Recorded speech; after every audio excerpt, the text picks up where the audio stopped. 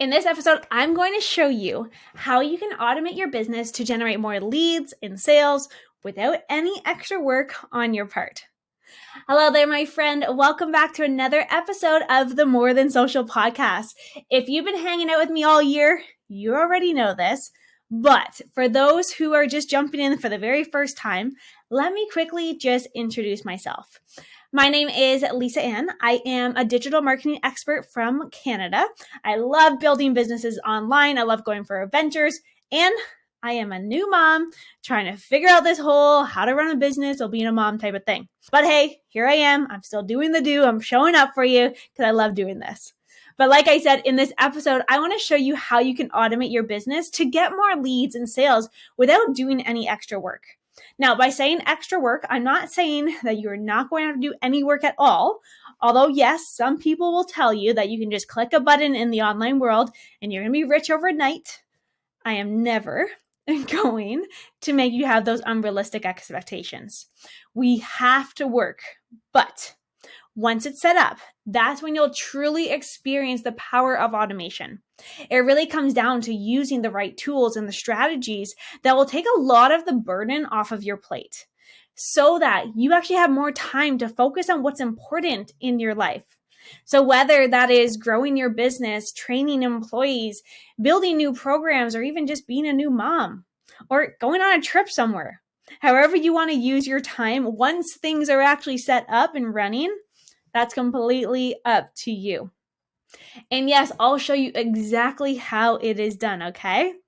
So the very first automation tool I want to talk about, the automation strategy that you can set up is your actual lead generation process. So if you're looking for a way to boost your lead generation and your sales, automating your lead gen process can be a huge help.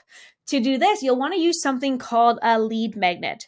Now, if you're not sure what that is, I want you to head on over to episode 13. I talk all about using lead magnets for lead generation. I am also going to link below for you a cheat sheet where I break down the top 10 lead magnets that you can create in your business. But essentially what you're doing by automating your lead generation using a lead magnet is that you're building this autopilot system that makes it easier and faster to generate leads of your dream client. And when you have more leads coming in, you'll be in a better position to actually close more sales. Keep in mind though, there are a few different ways that you can automate your lead generation. This is just my personal favorite, and one of the easiest ways to do it is through that lead magnet I'm talking about. You can use your lead magnet on social media, on your podcast, on your website, in your email signature. Or if you want to take it up a notch, combine your lead magnet with paid ads. You can actually generate hundreds of new leads in a day. And once you have your leads in your database, you can use email marketing, automated email marketing, to stay in touch and build that relationship, which takes me to the second method that you can use to boost your leads and sales in your business. So let's talk about email marketing, okay? Email automation is one of the most powerful tools in your marketing toolbox, especially when you are generating hundreds of leads through your lead magnet. By sending automated emails, you can actually stay top of mind with your leads without even having to put in extra hours. And when it's done right, email automation can help you boost your relationships with your audience. And in turn, that's going to just bring in more sales for you, especially when you use something called an email autoresponder.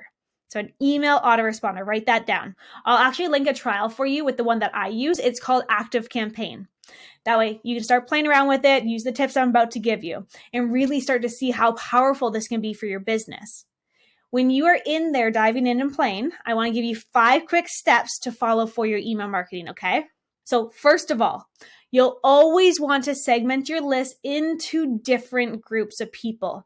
So this will allow you to send more targeted emails that are actually relevant to each group. So for example, you might segment it by lead source or location or buyer persona. Number 2 for you, okay? You will always want to send triggered emails to those segments of people. So these are emails that are sent based on a specific action or behavior. So for example, I will always send a welcome email to any single new lead.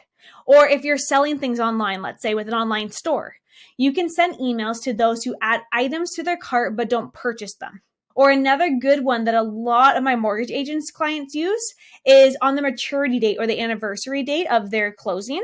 They actually send an email automatically to them, congratulating them and getting them to book a call. Now, step number 3 is always using a drip campaign. Honestly, drip campaigns are about 99% of the time what I'm actually using in my email marketing campaigns. But essentially, they are a series of emails that are sent over time, usually in response to specific triggers. So for example, you might have a drip campaign for any new lead that consists of, let's say, 3 emails: an introduction email, a content piece, and a follow-up email. Now, for the Spotlight Theory members listening to this is where we're sending out that welcome sequence. So those are the 7 to 10 emails that we send out every time we get a new lead. Now, step number 4 is making sure that you are using engaging content. This one is seriously important.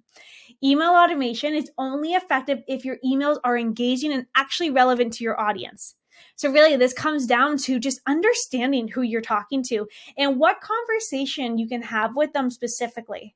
You'll want to make sure to include those compelling subject lines to get them to open, helpful information, and actually using eye-catching visuals in your automations is going to be key. And lastly, I say this a lot, you'll always want to test. I feel like I'm mentioning that in every single episode recently, but really with any marketing campaign that you do, it is so important to test and just refine your email automation campaigns over time. You want to try different strategies. You want to see what's working best for you, for your business, for your audience.